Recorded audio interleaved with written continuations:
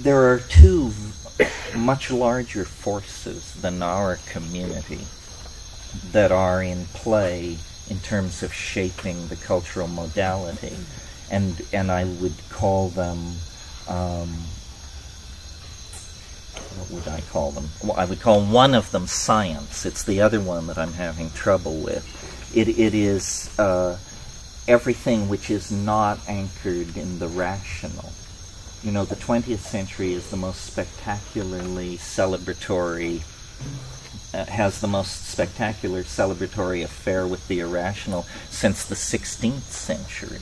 I mean, never before have so many prophets, wizards, wise women, casters of runes, and seers of visions moved among the people, plying their wares.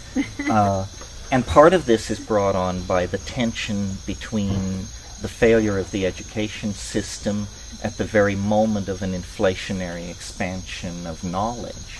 So I live in Hawaii and in a forest in fairly remote conditions, and so I entertain all this in my mind all the time and try to, my faith, and I assume it's the psychedelic faith, although we've had some fairly existential characters in our ranks over the years. But the psychedelic faith, I think, is that the universe is beautiful in the Platonic sense, and therefore good and true. In other words, we're optimists. We're not flailing existentialists. We're not relativists, because we have a real standard to measure our spiritual coinage against. So we're a community.